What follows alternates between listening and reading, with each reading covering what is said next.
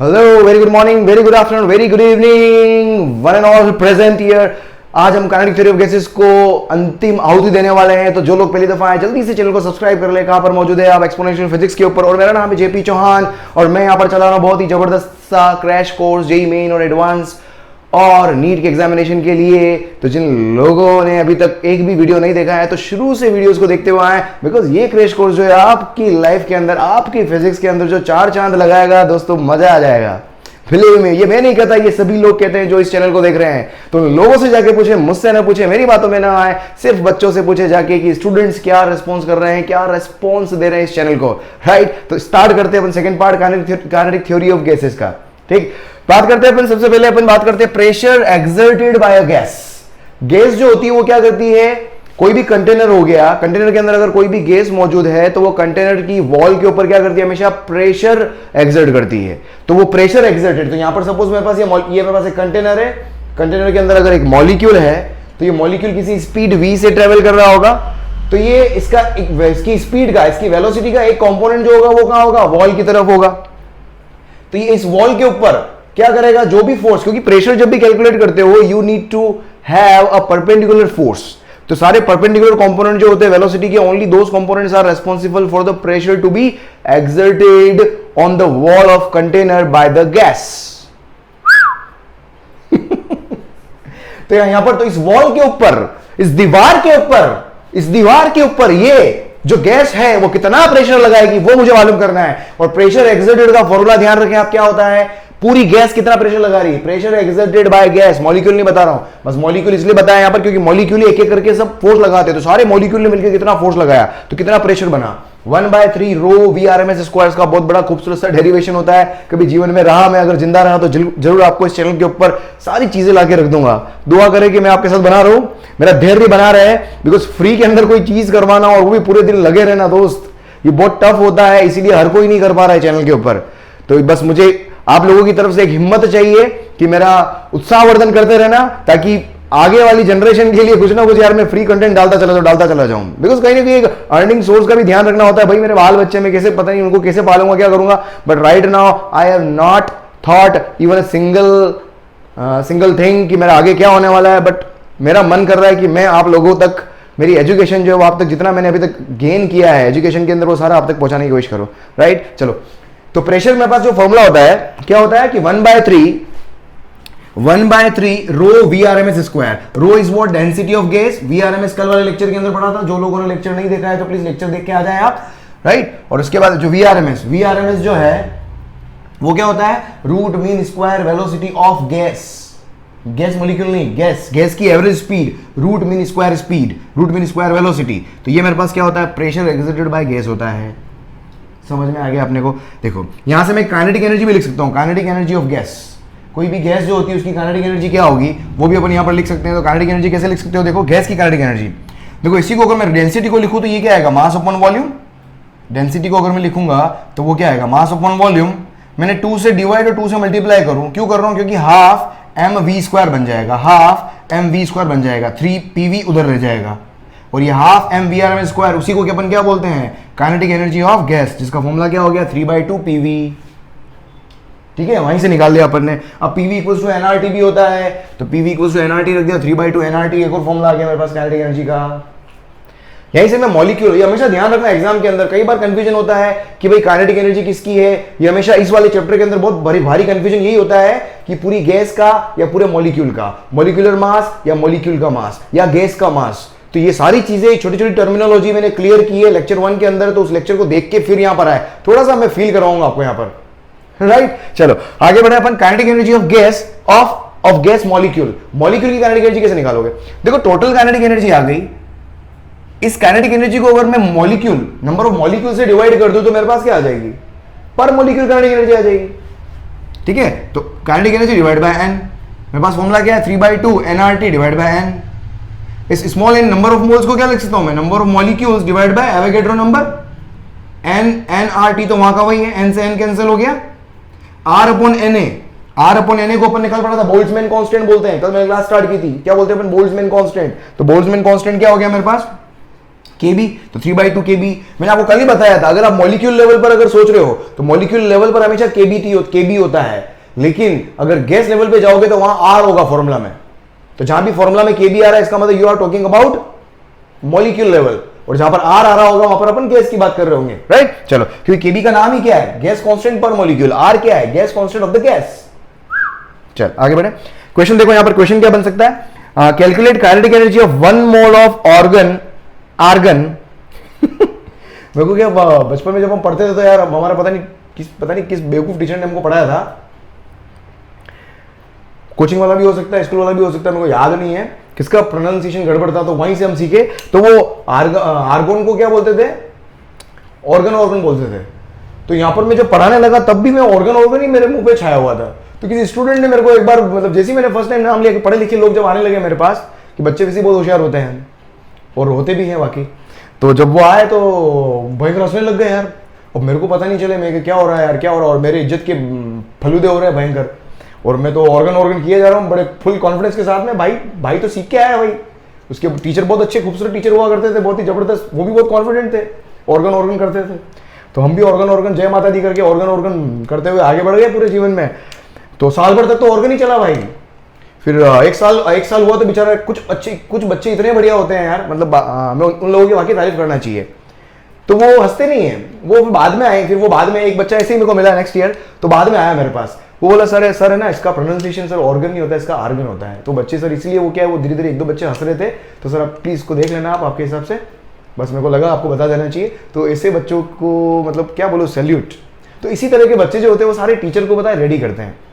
तो कहीं ना कहीं मेरा फिजिक्स जो रेडी हुआ है इन्हीं ऐसे बच्चों की वजह से हुआ है। तो इन बच्चों को मैं हमेशा सैल्यूट करता हूँ, और इन बच्चों की मैं हमेशा वेट करता हूँ। ऐसे बच्चे मुझे हमेशा कहीं ना कहीं टोकने के लिए आए, और खुले पूरी क्लास के अंदर टोके मुझे। तो मुझे और ऐसा नहीं है कि मैं कि आई फील शाय या मेरी इज्जत खराब हो गई, क्योंकि मैं अपनी पूरी इज्जत को दाव पे लगा के चलता हूँ हमेशा। पूरे यूट्यूब के ऊपर खुला सांड हो गया हूँ, पता नहीं क्या गलतियां हो रही होगी राम जाने, लेकिन गलतियां होगी तो सीखूंगा यार, गलतियां करूंगा तो सीखूंगा ना।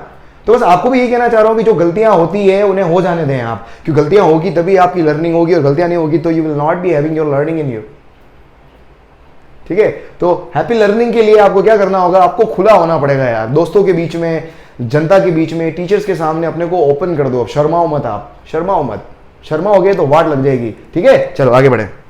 क्वेश्चन देखो क्या दिया हुआ है, calculate kinetic energy of 1 mole of argon at 127 degree centigrade. देख 1 मोल ऑफ आर्गन देख, पहली बात तो गैस का काइनेटिक एनर्जी निकालना है।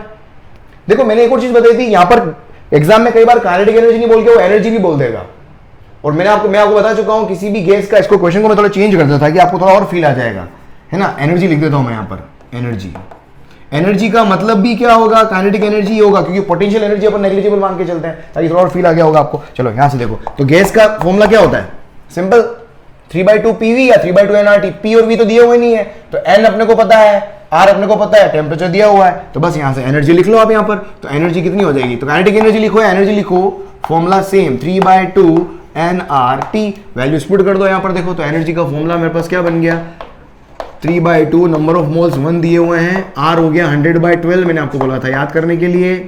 टेम्परेचर 127 का मतलब होता है 400 केल्विन, 127 प्लस 273, ये कितना हो गया 400, बेटी ये हो गया 200, इसको काट दो 100, इसको काट दो 6, इसको काट दो 2 से, इसको काट दो 50 से, और भाई सब कट गए यार भाई, ये हो गया 5000 जूल। कैलकुलेशन देख लेना दोस्त, कैलकुलेशन मेरे कैलकुलेशन यार बहुत लफड़े वाला काम है। चल अगला प्रश्न देखिए, अगला पढ़ाओ। देख find number of molecules in, जो दिया हुआ है क्वेश्चन करने का तरीका सिंपल ही, जो दिया हुआ लिख लेना। फाइंड नंबर ऑफ मॉलिक्यूल्स मतलब मुझे n निकालना है, क्या दिया हुआ है, वॉल्यूम दिया हुआ है 2 × 10⁻⁻6 मीटर क्यूब दिया हुआ है, यूनिट का ध्यान रखें।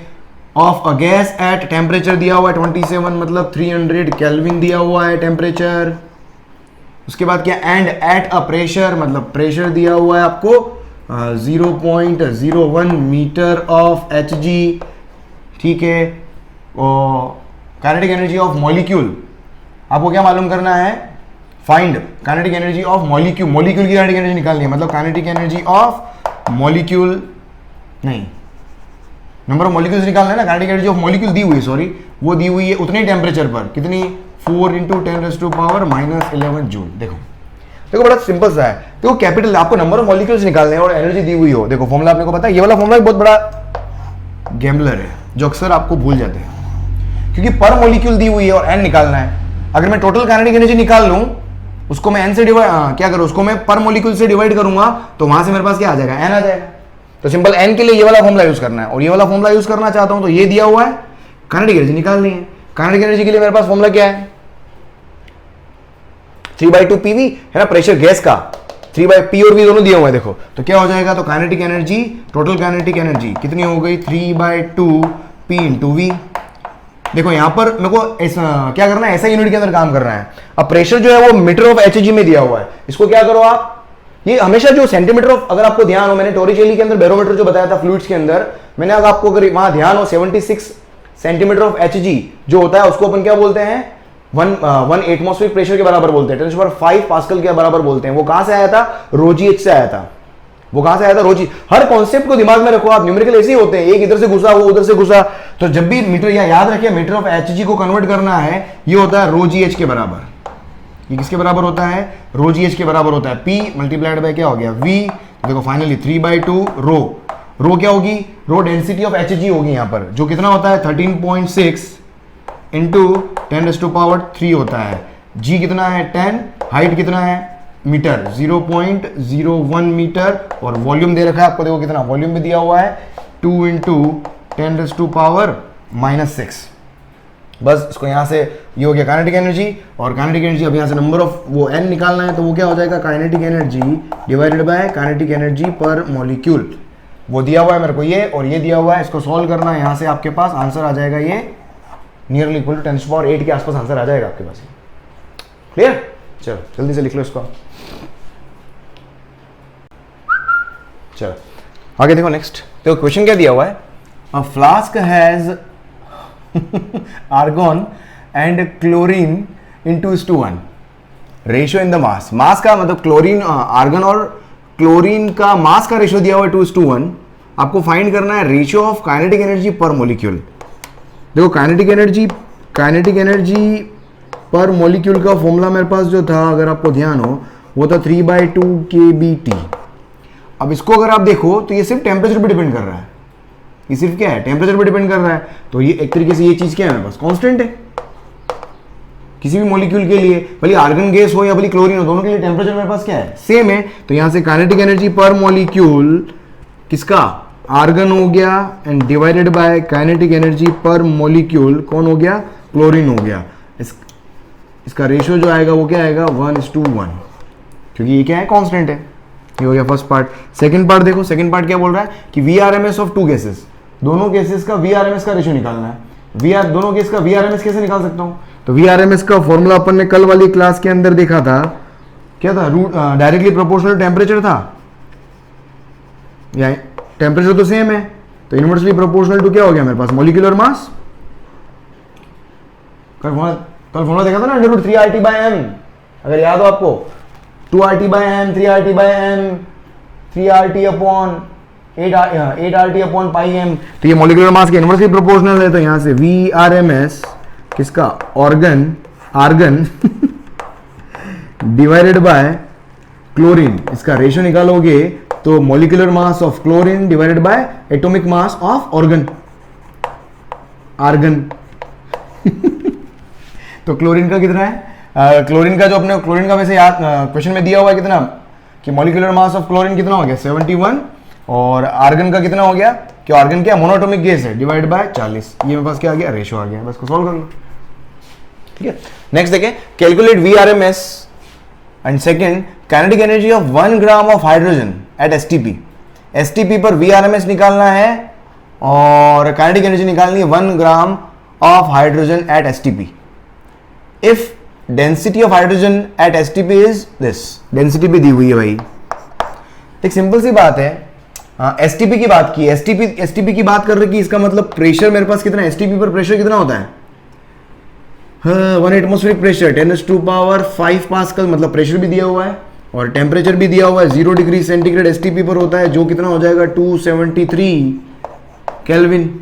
अब गैस का VRMS निकालना है, तो देखो VRMS के लिए अपन क्या कर सकते हैं, अपने को प्रेशर दिया हुआ है, तो देखो यहां से मैं क्या लिख सकता हूं, प्रेशर का फॉर्मूला अपने को ध्यान है, प्रेशर का फॉर्मूला क्या था 1/3 रो, क्योंकि डेंसिटी भी दी हुई है इसलिए मैं इस पे जा रहा हूं, तो यहां से VRMS डायरेक्टली निकल जाएगा। तो देखो VRMS कितना हो जाएगा √3p/रो, बस यहां पर वैल्यू पुट करो आप अंडर रूट में, तो 3 प्रेशर 10⁵ और डेंसिटी देखो दे रखी 0.09।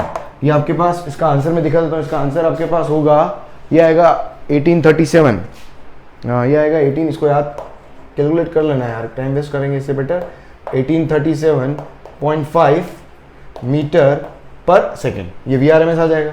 उसके बाद क्या निकालना है, देखो kinetic energy of 1 gram of hydrogen, 1 gram hydrogen का काइनेटिक एनर्जी निकालना है। ये तेरा फर्स्ट पार्ट था, सेकेंड पार्ट।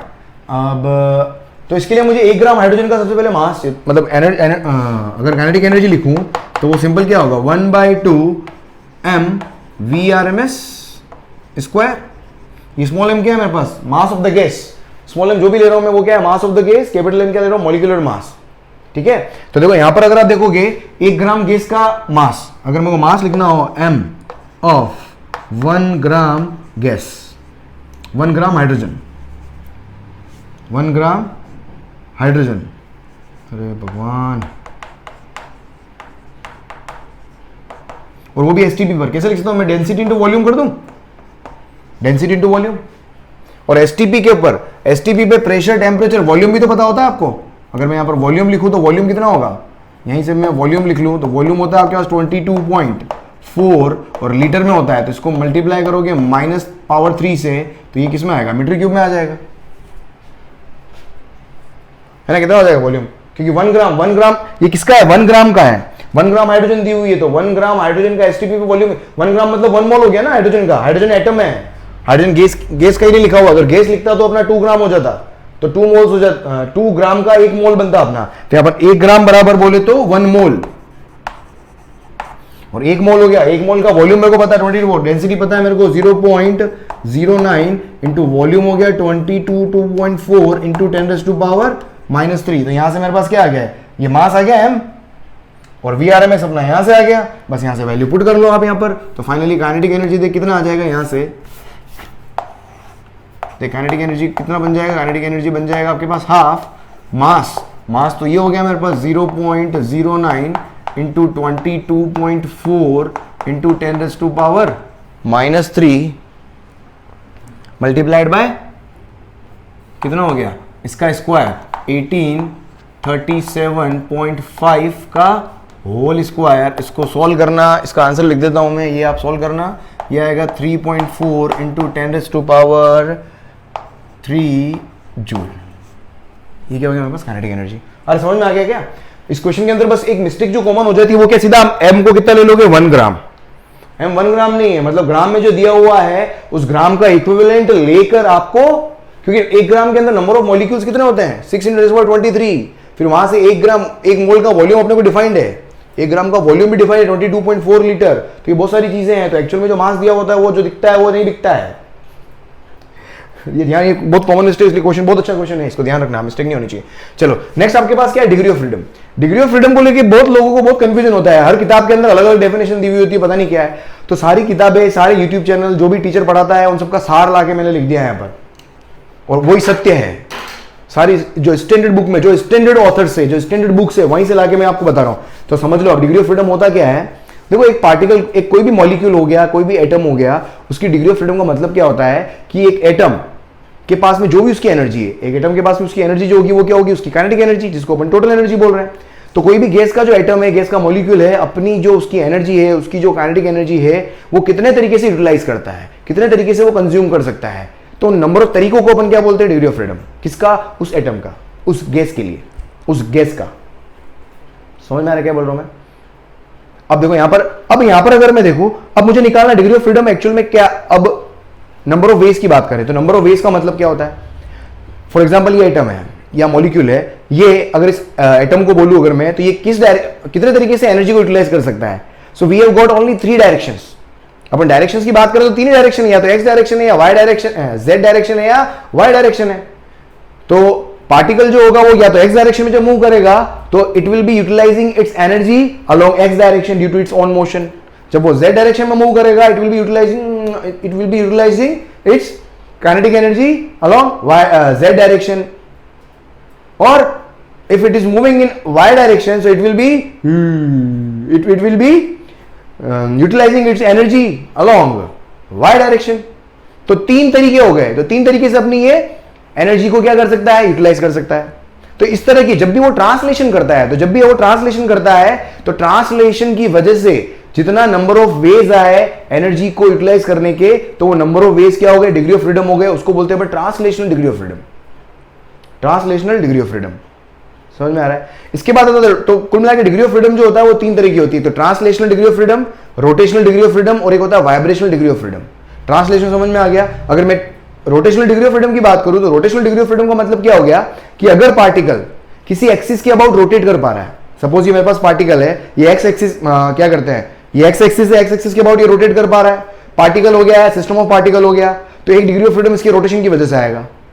सपोज ये जेड एक्सिस के अबाउट भी तो रोटेट हो सकता है, तो इसका एक डिग्री ऑफ फ्रीडम क्या आएगा, किसकी वजह से आएगा, जेड एक्सिस के अबाउट आएगा। ये ऐसे भी तो रोटेट कर सकता है, तो कहां आएगा, एक डिग्री ऑफ फ्रीडम का आएगा, वाई के अलोंग आएगा। So there will be 3 degree of freedom, rotational, in fact rotational degree of freedom. समझ में आ रहा है? फिर तीसरा मैंने क्या बोला, vibrational degree of freedom. Vibrational degree of freedom कब आता है, जब हाई टेम्परेचर की बात होती है। आपने पढ़ा होगा कि गैस के अंदर जो भी पार्टिकल्स है वो अपनी जगह वाइब्रेट करने लग जाते हैं, वो वाइब्रेट करने लग जाते हैं। क्यों? हाई टेम्परेचर पे जो पार्टिकल होते हैं वो अपनी जगह पर क्या करते हैं, वाइब्रेट करते हैं। तो वाइब्रेशनल डिग्री ऑफ फ्रीडम आ जाएगा उनके वाइब्रेशन की वजह से। अब वाइब्रेशन भी क्या हो सकता है, अब वाइब्रेशन के जो वाइब्रेशनल डिग्री ऑफ फ्रीडम है वो जनरली 2 होती है। Vibrational degree of freedom high temperature पर एडिशनल जो टोटल डिग्री ऑफ फ्रीडम हुआ वो कितना किसका सम होता है, translational degree of freedom plus rotational degree of freedom plus vibrational degree of freedom.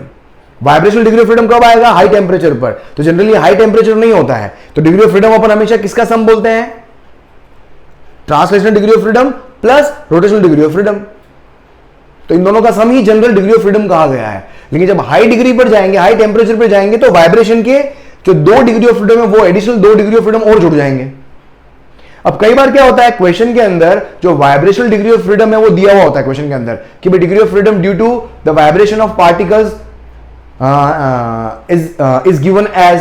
Question के अंदर कई बार क्या होता है, 2 ये जो फिक्स वैल्यू 2 है वो दिया हुआ नहीं होता है, वो दिया हुआ होता है, तो वो यूज कर लो। और अगर दिया हुआ नहीं है तो आप क्या करोगे, फिक्स 2 यूज कर लोगे। ठीक है, तो यहां पर देखो अभी थोड़ा समझ में आया होगा, अभी और क्लियर कर दूंगा मैं। देखो तो मैंने क्या बोला, तो डिग्री ऑफ फ्रीडम एक तो लो टेम्परेचर पर होगा और एक हाई टेम्परेचर पर होगा। जब लो टेम्परेचर पर बात करूंगा तो क्या आएगा, translational degree of freedom plus rotational degree of freedom.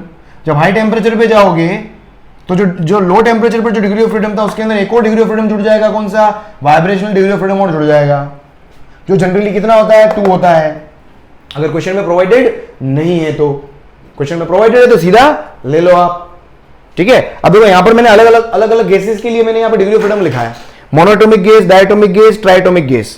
Monoatomic gas मतलब सिंगल एटम। अब single atom can move along z, along y, along x। तो तीन क्या हो गए, translational degree of freedom. Rotational degree of freedom की बात करेंगे तो देखो अगर ये एटम यहां पर है तो इस एक्सिस के अबाउट अगर ये रोटेट करेगा तो इसमें सबसे अच्छी बात क्या है, इसको ध्यान से देखना। अगर मैं इसकी काइनेटिक एनर्जी देखूं तो काइनेटिक एनर्जी का फॉर्मूला क्या होगा, हाफ आई ओमेगा स्क्वायर। अब ओमेगा तो है इसके पास में, ये घूम तो रहा है, लेकिन आई क्या है, इसका नेग्लिजिबल है। आई नेग्लिजिबल क्यों है, क्योंकि मास ऑफ द मॉलिक्यूल जो होता है मेरे पास क्या होता है, नेग्लिजिबल होता है। और समझ, मास ऑफ द मॉलिक्यूल क्या होता है, नेग्लिजिबल होता है। और एक और खास बात क्या होगी, जो एटम जो होगा वो क्या होगा, अलोंग द एक्सिस ही पड़ा हुआ होगा। It will B along the axis, it will B along the axis, it will B along the axis. तो अलोंग द एक्सिस है तो उसके पास में आर भी नहीं है। अगर मैं बोलूं एक्स एक्सिस के अबाउट घूम रहा है लेकिन उसका आर कितना है, अगर ये एक्स एक्सिस से थोड़ा सा ऊपर होता तो इसके पास आर होता तो मैं हाफ आई ओमेगा स्क्वायर लिख पाता, आई लिख पाता, आई की वैल्यू लिख पाता मैं एम आर स्क्वायर या एम के स्क्वायर या 2/5 एम आर स्क्वायर, अगर मेरे पास क्या है, स्फीरिकल शेप है। ठीक है, तो यहां पर मेरे पास क्या हो गया, तो रोटेशनल, तो मोनोएटॉमिक गैस के लिए there will not be any rotational kinetic energy, rotational degree of freedom will be defined, right. तो डिग्री ऑफ फ्रीडम रोटेशनल की केस में क्या हो जाएगा, मोनोएटॉमिक में क्या हो जाएगा, 0। वाइब्रेशनल में हमें वाइब्रेशन में भी क्या हो गया, हाई टेम्परेचर, जब हाई टेम्परेचर पे जाओगे वाइब्रेशन में भी क्या है, 0। वाइब्रेशन के अंदर भी क्या आएगा मेरे पास, 0। इसके अंदर अगर आप देखोगे तो कुल मिलाकर क्या हुआ, भली लो टेम्परेचर पे देखो या हाई टेम्परेचर पे देखो, मोनोएटॉमिक गैस के लिए मोनोएटॉमिक गैस के लिए हमेशा डिग्री ऑफ फ्रीडम जो होता है वो कितना रहता है, हमेशा 3। और एक्चुअल डिग्री ऑफ फ्रीडम अपन किसका सम बोलते हैं, translational plus rotational. Vibration will come into picture at high temperature. तो जनरली जब डिग्री ऑफ फ्रीडम बोलेंगे तो Ft प्लस Fr की ही बात की जाती है डिफॉल्ट, इसलिए मैंने Ft प्लस Fr लिखा है, ठीक है। अब देखो डायटोमिक, डायटोमिक की बात करें, सपोज मेरे पास ये 2 एटम है, ये 2 एटम है, किसी बॉन्ड से बंधे हुए होंगे, ये 2 एटम है, इनके बीच में ये बॉन्ड है। अब ये क्या है, ये पूरा सिस्टम जो है ये ऐसे जा सकता है, ये ऐसे जा सकता है, ये ऐसे जा सकता है, तो 3 डिग्री ऑफ फ्रीडम क्या हो गए ट्रांसलेशन के रिस्पेक्ट में। रोटेशन की बात करो, अब रोटेशन में क्या, अगर ये यहां पर है तो ये ऐसे रोटेट कर सकता है, तो y के अबाउट 1 डिग्री ऑफ फ्रीडम आएगा, ठीक है। और कैसे रोटेट कर दिया, एक तो ऐसे रोटेट कर दिया, और कैसे रोटेट कर सकता है, ये ऐसे रोटेट कर सकता है। देखो एक तो ऐसे रोटेट कर रहा था, ऐसे रोटेट कर रहा था तो y के अबाउट, अब ऐसे रोटेट करूंगा तो z के अबाउट रोटेशन। क्या ये x के अबाउट, इसका रोटेशन अगर x के अबाउट देखो तो ऐसा आएगा, अगर ऐसा आएगा इसका मतलब क्या हुआ, सोच के देखो, इसके पास में आई है ही नहीं, क्योंकि एक्सिस के अबाउट ही घूम रहा है, एक्सिस के अंदर ही घूम रहा है, तो आई है ही नहीं। तो रोटेशन के डिग्री ऑफ फ्रीडम सिर्फ 2 ही आएंगे, क्योंकि 2 एक्सिस के अबाउट ही ये डिग्री ऑफ फ्रीडम के अराउंड क्या के अबाउट क्या हो रहा है, ये रोटेट कर पा रहा है। तो डायटोमिक गैस के लिए there will only be 2 degree of freedom with respect to rotational. तो रोटेशनल डिग्री ऑफ फ्रीडम कितने आएंगे, 2। फिर उसके बाद देखो वाइब्रेशनल, वाइब्रेशन के देखो, वाइब्रेशन के अंदर मेरे पास क्या आएगा, वाइब्रेशन के फिक्स 2 होते हैं, हमेशा ध्यान रखो, वाइब्रेशन के फिक्स 2 होते हैं, लेकिन मोनोएटॉमिक में नहीं होते हैं, ध्यान रखना। मोनोएटॉमिक के अलावा बाकी सब जगह वाइब्रेशन के 2 additional degree of freedom will be added. समझ में आ रहा है, क्योंकि वाइब्रेशन का इफेक्ट कब आएगा भाई, अकेला वाइब्रेट क्या करेगा, वाइब्रेशन कब होते हैं, दोनों के बीच में बॉन्ड की लेंथ क्या हो रही हो, 2 एटम है, ये दूर अंदर तो ही तो वाइब्रेशन होंगे, वापस उसको कोई चीज लेके तो आया पास में, तो वाइब्रेशन बोलूंगा ना, दूर गया फिर जो वापस इंटरमोलिकुलर फोर्स की वजह से वापस पास में आया तो वाइब्रेशन। अब अकेला क्या वाइब्रेट करेगा, एक मॉलिक्यूल है ना, इसलिए मोनोएटॉमिक के अंदर कुछ भी नहीं होता है। चलो नेक्स्ट देखिए ट्राइएटॉमिक। ट्राइएटॉमिक के लिए भी क्या है, मैं बस ट्राइएटॉमिक के लिए मैं बोल देता हूं भाई, ये तीसरा एक और आ गया मॉलिक्यूल, चलो 1 2 3 ये ट्राइएटॉमिक है, या ऐसे भी हो सकता है। ट्राइएटॉमिक में 2 हो सकते हैं, एक तो लीनियर, जैसे CO2 होता है, CO2 क्या होता है, लीनियर ट्राइएटॉमिक मॉलिक्यूल है, लेकिन वो लीनियर है, O C O के 2 इधर और डबल बॉन्ड होते हैं बीच में, तो ये लीनियर हो गया, ये लीनियर। लेकिन अगर मैं H2O की बात करूं, H2O में ऐसा, H2O में CO2 में ऐसा स्ट्रक्चर होता है और H2O में क्या होता है, ऐसा स्ट्रक्चर होता है, तो ये लीनियर हो गया और ये नॉन लीनियर हो गया। तो जब मैं लीनियर की बात करूंगा तो लीनियर में क्या, इधर जा सकता है, इधर जा सकता है, इधर जा सकता है, तो डिग्री ऑफ फ्रीडम कितने हो गए, 3 लीनियर के अंदर। 2 वापस क्या हो गए, 2 ऐसे घुमा लो और ऐसे घुमा लो और ऐसे घुमाओगे तो एक्स एक्सिस के अबाउट कुछ आएगा ही नहीं, सेम डायटोमिक की तरह ही। कितना हो जाएगा, तो रोटेशनल में भी कितना आएंगे, 2, तो कुल मिला के सेम डायटोमिक और ट्राइएटॉमिक लीनियर दोनों सेम चलते हैं। फिर ट्राइएटॉमिक देखो नॉन लीनियर, नॉन लीनियर में क्या होगा, ये नॉन लीनियर है। अब यहां पर क्या होगा, नॉन लीनियर में देखो इसमें इधर जा सकता है, समझ में आ रहा है, ये इधर जा सकता है, इधर जा सकता है, ऊपर जा सकता है, तो ट्रांसलेशन के 3 आ गए। रोटेशन के देखो, रोटेशन में तीनों, ऐसे भी घूम सकता है, ऐसे भी घूम सकता है और ऐसे भी घूम सकता है, तीनों बता दिए क्या। एक तो एक्स एक्सिस के अबाउट घूमना है, मतलब ऐसे घूमना है, देखो घूम पाएगा, क्योंकि ये वाला जो मॉलिक्यूल होगा वो कुछ डिस्टेंस लेगा, ये एक्स एक्सिस है तो कुछ डिस्टेंस ले लेगा ये। फिर ऐसे ये वाई एक्सिस के अबाउट घूमना हुआ और जेड एक्सिस के अबाउट भी घूम रहा है, तीनों के अबाउट घूम सकता है। इसका मतलब क्या हो गया, 3 डिग्री ऑफ फ्रीडम। यहां पर क्या आएंगे, एक एक्स्ट्रा डिग्री ऑफ फ्रीडम आएगा इसके रोटेशन की वजह से, और वाइब्रेशन में मेरे पास 2 ही आएंगे, तो ये आपको समझ में आ गया होगा हाई टेम्परेचर पर। क्लियर, तो डिग्री ऑफ फ्रीडम, तो डिफॉल्ट डिग्री ऑफ फ्रीडम मेरे पास ये रहे। अगर आप तीन से ज्यादा बताओ, पॉलीएटॉमिक की बात करनी, तो पॉलीएटॉमिक में क्या होगा, सेम पॉलीएटॉमिक का सेम रहेगा, बस वाइब्रेशन के जो डिग्री ऑफ फ्रीडम होंगे, वाइब्रेशन के डिग्री ऑफ फ्रीडम जो होंगे वो वेरी होते चले जाएंगे। वो डिपेंड करेगा क्वेश्चन के ऊपर क्या दिया हुआ है ना, क्योंकि 4 ले लो आप, ये 4 ले लो, इसका भी क्या होगा 1 2 और 3, और ये 1 और 2, समझ में आया, और ये 3, रोटेशन में भी 3 ही आएंगे, बस वाइब्रेशन चेंज होता चला जाएगा, वो क्वेश्चन में दिया हुआ होता है। ठीक है, चलो जल्दी से लिख लो इसको भी। चलो आगे बढ़े। देखो नेक्स्ट, देखो आपके पास क्या है, law of equipartition of energy. एक बहुत ही सुंदर लॉ है, यहां से सुंदरता जो इस चैप्टर की है वो बहुत ही निखर के बाहर आएगी।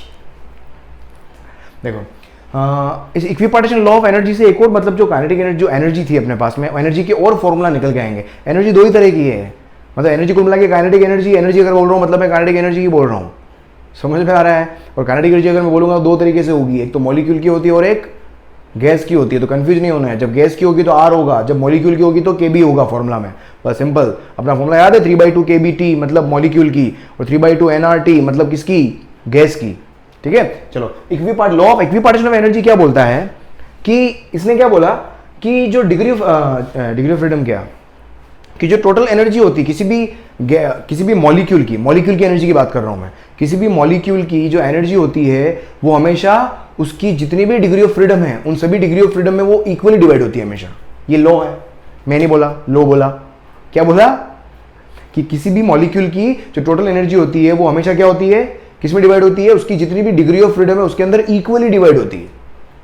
सपोज एक के पास 10 जूल एनर्जी है, ठीक है, एक मॉलिक्यूल की एनर्जी कितनी है 10 जूल है और उसका डिग्री ऑफ फ्रीडम, उस गैस के मॉलिक्यूल का जो डिग्री ऑफ फ्रीडम है वो कितना 3 है, तो जो 10 जूल होगा वो 3 पार्ट में डिवाइड हो जाएगा।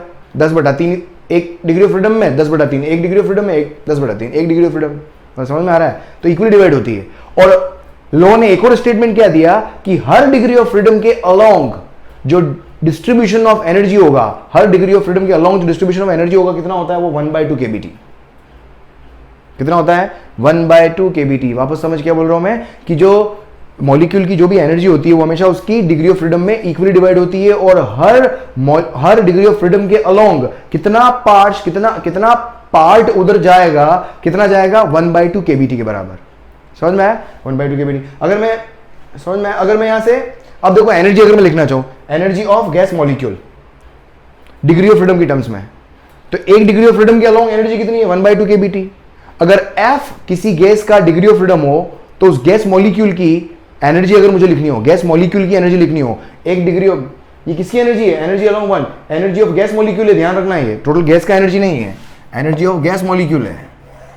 तो KB आ रहा मतलब गैस मॉलिक्यूल, ये समझ में आना चाहिए। अगर मैं पूरे कंप्लीट, अगर मैं total energy of gas molecule in terms of degree of freedom लिखना चाहूं तो क्या हो जाएगा, एक डिग्री ऑफ फ्रीडम में कितना है 1/2 kBT, और अगर डिग्री ऑफ फ्रीडम F है तो कितना मल्टीप्लाई हो जाएगा, F से मल्टीप्लाई कर दो तो कितना हो जाएगा F/2 kBT।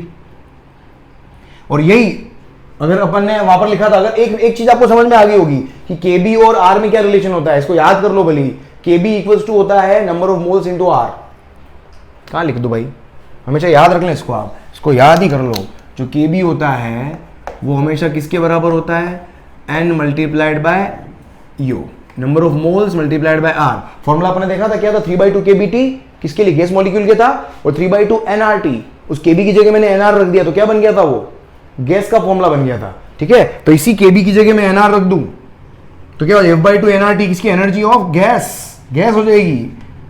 ठीक है, अब देखो डिग्री ऑफ फ्रीडम अगर 3 है, अपन ने जो फॉर्मूला लिखा था काइनेटिक एनर्जी का या एनर्जी का, वो क्या था 3/2 nRT और 3/2 kBT जो लिखा था वो किसके लिए था, मोनोएटॉमिक गैस के लिए था।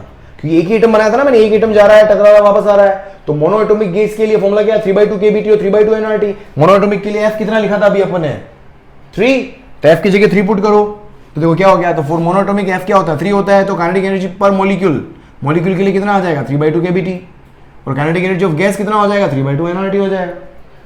ये KE लिख रहा हूं मतलब गैस का है, KEM लिख रहा हूं मतलब मॉलिक्यूल का है। क्लियर? अब देखो अगर गैस का मिक्सचर हो जाए, अगर मेरे पास ये तो एक ही तरह की गैस थी मोनोएटॉमिक डायटोमिक, अगर गैस का मिक्सचर हो तब डिग्री ऑफ फ्रीडम को कैसे डील करोगे आप। देखो अब गैस को जब मिक्स करते हो सेम टेम्परेचर पर, 10 डिग्री वाली गैस, 10 डिग्री वाली गैस, 10 डिग्री वाली गैस, सबको मिक्स कर दिया, टेम्परेचर सेम है। या फिर 5 डिग्री वाली गैस, 10 डिग्री वाली गैस, 15 डिग्री वाली गैस, इसको मिक्स करो। तो दो तरीके से मिक्स कर सकते हैं, एक तो सेम टेम्परेचर पर मिक्सिंग हो, एक अलग अलग टेम्परेचर वाली गैसेस को क्या करो मिक्स करो। जब सेम टेम्परेचर वाली गैसेस को मिक्स करोगे आप सेम टेम्परेचर के लिए, देखो टोटल एनर्जी अगर मैं लिखना चाहूं कैसे लिखूंगा, इंडिविजुअल एनर्जी का सम, क्योंकि स्केलर क्वांटिटी काइनेटिक एनर्जी सबको जोड़ लो। टोटल एनर्जी कैसे लिखूंगा मैं, फॉर्मूला क्या गैस का F/2 nRT होता है, तो F की जगह क्या आ गया F इक्विवेलेंट, 2 की जगह 2, N टोटल क्या हो गया नंबर ऑफ मोल्स, और R और T तो मेरे पास क्या है हर गैस के लिए सेम है, क्योंकि टेम्परेचर कांस्टेंट है तो R भी कांस्टेंट, तो क्या हो गया F equivalent N total RT बराबर फर्स्ट की काइनेटिक एनर्जी क्या लिखोगे F1, क्योंकि हर गैस का डिग्री ऑफ फ्रीडम अलग अलग हो सकता है ना, तो F1/2, नंबर ऑफ मोल्स भी अलग हो सकते हैं, तो F1/2 N1RT, F2/2 N2RT, RT/2 दोनों साइड कैंसिल हो जाएगा, तो फाइनली F इक्विवेलेंट का फॉर्मूला आ गया। जब सेम टेम्परेचर में मिक्स करोगे तो Fn/n, summation of Fn/n, summation of Fn/n, summation Fn/n, summation Fn/n। देख n से n कर दिया, अब क्या आ गया F, तभी तो F बना है। देख डिफरेंट टेम्परेचर, अगर देखो डिफरेंट टेम्परेचर में मिक्स करोगे, देखो सुनो, अगर डिफरेंट टेम्परेचर की गैसेस मिक्स करोगे तो हाई टेम्परेचर वाली गैस का तापमान से हीट निकल के लो टेम्परेचर की तरफ जाएगी, तो एक टाइम के बाद में सारा टेम्परेचर क्या हो जाएगा इक्वल हो जाएगा, इक्विलिब्रियम में आ जाएगा सिस्टम, तो उस वक्त जो टेम्परेचर उसको मैं टी से लिख रहा हूँ, उस वक्त जो टेम्परेचर उसको मैं क्या लिख रहा हूँ, टी से। देखो क्या है कि after mixing gas of different temperature, temperature of system if changed to capital T, change to. और एनर्जी, अब एनर्जी यहां पर देखोगे इनिशियल जो एनर्जी थी फाइनल भी एनर्जी वही रहेगी, बिकॉज कोई एनर्जी का लॉस नहीं है, अपन यहां मान के चलते हैं हमेशा कि there will not be any energy loss, क्योंकि सिस्टम क्या है, पूरा कंफाइंड है, क्लोज सिस्टम है। तो देखो शुरू में एनर्जी क्या होगी, F/2 nRT हर एक की, बस टेम्परेचर क्या अलग अलग है, तो T1 T2 T3 T4। बाद में क्या आएगी, F/2 nRT होगी, बस टेम्परेचर क्या हो गया, मैं बस T हो गया। तो R/2 इस बार कैंसिल होगा, इस बार टेम्परेचर कैंसिल नहीं होगा, पहले टेम्परेचर कैंसिल हो गया था। और n टोटल को मैं यहां पर तो n टोटल लिख लिया था क्योंकि RT कॉमन आ गया था, समझ में आ रहा है, क्योंकि RT कॉमन आ गया था। यहां पर हर वेरिएबल अलग अलग है, F1 N1 R, बस R/2 अलग है, तो इसलिए मैं यहां n इक्विवेलेंट नहीं लिख पाया, समझ में आ रहा है बस। तो यहां से दोनों तरफ इक्वल करो, कुल मिला के यहां पर उस टेम्परेचर का फॉर्मूला निकल के आएगा, FN समेशन FN से FN कैंसिल किया गया टेम्परेचर। तो याद रखो इसमें F लिखना है तो FN/N, टेम्परेचर लिखना है तो FN क्लियर। चल एक क्वेश्चन देखते हैं, यहाँ पर क्वेश्चन क्या दिया हुआ है, क्वेश्चन पढ़ो, पोज करके क्वेश्चन सोल्व करना हमेशा यार, हे भगवान। देख पोज करके क्वेश्चन सोल्व करना, क्या है देख फटाफट। हाँ क्या दिया हुआ देख क्वेश्चन, रख दे। हाँ देख, हाँ क्या क्वेश्चन क्या है, a vessel has 15 gram nitrogen, 15 gram nitrogen है एट 300 केल्विन, बहुत बढ़िया। Find amount of heat required to double VRMS, क्या लिख दिया, नाइट्रोजन है ना। मुझे देखो VRMS को डबल करना है, VRMS का फॉर्मूला क्या है, देखो VRMS का फॉर्मूला अपने को क्या पता है, 3RT/N। गैस कांस्टेंट है, मतलब M constant, 3 constant, R constant. तो यहां से देखो मेरे पास VRMS जो है वो डायरेक्टली प्रोपोर्शनल किसके आ गया, टेम्परेचर, ठीक है।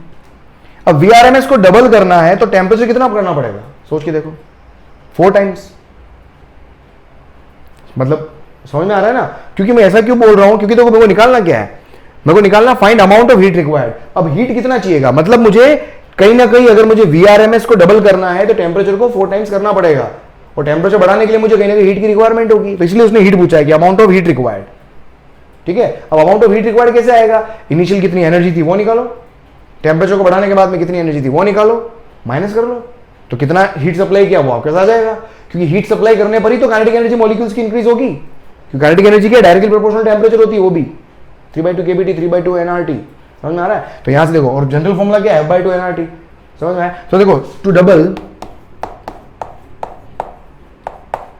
क्या amount of heat to double VRMS, जो टेम्परेचर होगा वो कितना होना पड़ेगा, 4 टाइम्स, टेम्परेचर कितना करना पड़ेगा, 4 टाइम्स। तो देखो यहां से अब हीट रिक्वायरमेंट निकालनी है। अब हीट कैसे निकालोगे, तो हीट का रिक्वायरमेंट क्या होगा, एनर्जी जो भी काइनेटिक एनर्जी जो फाइनल थी, फाइनल काइनेटिक एनर्जी में से इनिशियल काइनेटिक एनर्जी को माइनस कर दो। अब फाइनल काइनेटिक एनर्जी कितनी देखो, F/2, ये कितना है, डायटोमिक गैस है, डायटोमिक फॉर्मूला लिख लेता हूं चलो मैं, F/2 number of moles N R, final temperature कितना होगा, 4 टाइम्स होगा, minus F/2 N R, initial temperature में T बोल रहा हूं, तो फाइनली देखो कितना हो गया, F/2 N R 3T, कितना हो गया, F/2 N R 3T, यही मेरा क्या आ गया, हीट आ गया। ये जूल में आ जाएगा, जो भी आना होगा बस यहां से रख लो। तो फाइनली F डायटोमिक के लिए F कितना होता है, 5, तो ये हो जाएगा 5/2, यहां से लिख रहा हूं, यहां वैल्यू रख रहा हूं। नंबर ऑफ मोल्स क्या होता है, मास of the gas divided by molecular mass. Molecular mass कितना है, N2 का होता है 28 मल्टीप्लाइड बाय, बेटा ये तो याद रखने पड़ेंगे यार, क्योंकि केमिस्ट्री में बहुत खेलते हो आप। R कितना हो गया, 100/12 multiplied by 3 and multiplied by तापमान कितना, 300 केल्विन। इसका फाइनल आंसर आएगा आपके पास, इसको सॉल्व करना, ये नियरली इक्वल आएगा 10⁴ जूल के आसपास। नियरली इक्वल कैलकुलेशन करिए, 10,000 है ना, ये 10,000 है, देख लेना। अरे भगवान, घुटने, जल्दी से लिख लो। हो करें, नेक्स्ट करें। देखो क्वेश्चन क्या दिया हुआ कि 1 gram helium at 160 kelvin is mixed with 4 gram of O2 at 1280 kelvin. Find VRMS of helium and oxygen after mixing. Mix करने के बाद में VRMS क्या होगा? तो देखो VRMS का जो फॉर्मूला होता है वो अपना क्या था, 3RT/m। अब ये T टेम्परेचर जो होगा वो मिक्स करने के बाद में टेम्परेचर चाहिए मुझे, और M तो दोनों के पता ही होंगे अपने को, मोलिकुलर मास दोनों के पता है अपने को। इसका होता है 4 और इसका कितना होता है 32, है ना। ऑक्सीजन का कितना होता है? ठीक है, ऑक्सीजन कितना होता है 32। अब देखो यहाँ पर मेरे को, अब ये मेरे को T जो चाहिए, ये T मिक्स वाला चाहिएगा मेरे को यहाँ पर। तो T मिक्स वाला का फॉर्मूला अपन ने अभी देखा था, अगर आपको याद हो, अभी डिग्री ऑफ फ्रीडम मिक्सचर के लिए अपन ने किया था कि F1N1T1 FN/T/FN, अगर याद हो, F2N2T2 upon F1N1 plus F2N2। तो देखो यहाँ से मेरे पास T mix, finally T mix कितना आ जाएगा, देखो F1 मतलब हीलियम क्या है, मोनोएटॉमिक का डिग्री ऑफ फ्रीडम कितना होता है, 3 multiplied by number of moles. Helium के नंबर ऑफ मोल्स क्या होंगे, हीलियम का मास अपॉन हीलियम का molecular mass multiplied by temperature, तापमान कितना है इसका 160 प्लस F2 मतलब O2 मतलब डायटोमिक का कितना होता है degree of freedom 5 multiplied by O2 कितना ग्राम है, 4 ग्राम है, तो इसका नंबर ऑफ मोल्स कितने हो जाएंगे 4 डिवाइडेड बाय O2 का मोलिकुलर मास कितना होता है 32 एंड मल्टीप्लाइड बाय टेम्परेचर कितना हो गया मेरे पास 1280 and this whole divided by F1N1 मतलब ये वाली चीज 3 इंटू 1/4 प्लस ये वाली चीज 5 इंटू 4/32। इसको सोल्व करोगे यहाँ से, ये T मिक्स, ये जो मिक्स जो आएगा ये निकल के आएगा आपके पास 370 केल्विन। अब मुझे VRMS निकालना है। VRMS किसके लिए, सबसे पहले मैं निकालना चाह रहा हूँ हीलियम के लिए। तो हीलियम के लिए क्या आएगा, फॉर्मूला यही है। तो देखो फॉर्मूला लगा रहा हूँ सीधा मैं, ठीक है, फॉर्मूला ऊपर वाला लगेगा, बस ये T मिक्स आ जाएगा। तो क्या आएगा देखो 3R कितना है मेरे पास 100/12, टेम्परेचर मिक्स का टेम्परेचर कितना है 670 अपॉन मोलिकुलर मास। M क्या होता है मोलिकुलर मास किसका, हीलियम का मोलिकुलर मास कितना होता है 4 ग्राम। हीलियम का कितना होता है 4 ग्राम मोलर मास, और ग्राम में है तो उसको किलोग्राम में चेंज करोगे तो कितना हो जाएगा, किलोग्राम में ये आ जाएगा। इसको सॉल्व करोगे तो ये VRMS आएगा, ये आएगा आपके पास 2045 मीटर पर सेकेंड के आसपास आएगा। इसको सोल्व करेंगे आप, ठीक है। इस तरीके से VRMS निकालना है आपको किसका, कौन सी गैस है O2। अगर मुझे O2 के लिए लिखना है तो O2 के लिए भी क्या हो जाएगा 3R हो गया 100/12, टेम्परेचर हो गया कितना 670, क्योंकि मिक्स होने के बाद में पूछा है तो मिक्स होने पर टेम्परेचर तो सेम रहेगा, एंड डिवाइडेड बाय ऑक्सीजन का मोलिकुलर मास कितना होता है 32। तो ये हो जाएगा 32 इंटू 10⁻³ और फाइनली इसको सॉल्व करोगे ये आएगा मेरे पास 723। सोचो इसकी स्पीड मेरे पास क्या है, कम ही आएगी, सोच के देखो। भारी है भाई, भारी है ना गैस। चलो नेक्स्ट देखो आपके पास क्या था, मोलर स्पेसिफिक हीट कैपेसिटी। ये मोलर स्पेसिफिक हीट कैपेसिटी कोई थर्मोडायनेमिक्स के पोर्शन के अंदर भी पढ़ाता है, कोई काइनेमेटिक के अंदर भी पढ़ाता है। तो यहां से आपका थोड़ा थर्मोडायनेमिक्स वाला पोर्शन अब शुरू हो जाता है काफी हद तक, ठीक है। तो कोई थर्मोडायनेमिक्स पढ़ा तो मैं यहाँ पर इसको यही पढ़ाता है कि लेक्चर का अपना आज का टाइम थोड़ा यूटिलाइज हो जाए, तो मैं इस चीज को यही कवर कर रहा हूँ। अदरवाइज नहीं तो थर्मोडायनेमिक्स वाला लेक्चर अननेसेसरी क्या हो जाएगा, बहुत बड़ा होगा, ठीक है। तो मोलर स्पेसिफिक हीट कैपेसिटी क्या है, अपन ने स्पेसिफिक हीट कैपेसिटी देखी थी कि किसी भी बॉडी का टेम्परेचर अगर 1 डिग्री से बढ़ाना है, वो भी 1 किलो बॉडी, 1 किलोग्राम मास का टेम्परेचर अगर 1 डिग्री सेंटीग्रेड से अगर मुझे इंक्रीज या डिक्रीज करना है तो उसके लिए जो भी अमाउंट ऑफ हीट का रिक्वायरमेंट होता है उसको अपन स्पेसिफिक हीट कैपेसिटी बोलते हैं, है ना, या स्पेसिफिक हीट बोलते हैं अपन। तो यहां पर भी जो मोलर स्पेसिफिक हीट क्या हो गया, बस किलोग्राम की जगह क्या हो जाएगा मोल हो जाएगा। तो क्या हो गया, तो heat required to change temperature of 1 mole of gas में मोलर स्पेसिफिक हीट कैपेसिटी आ जाती है। जबकि सॉलिड और लिक्विड के अंदर, फ्लूइड के अंदर अपन किसकी बात कर लेते हैं, स्पेसिफिक हीट कैपेसिटी की बात कर लेते हैं वहां पर, है ना, स्मॉल एस जिसको अपन डिनोट कर रहे थे।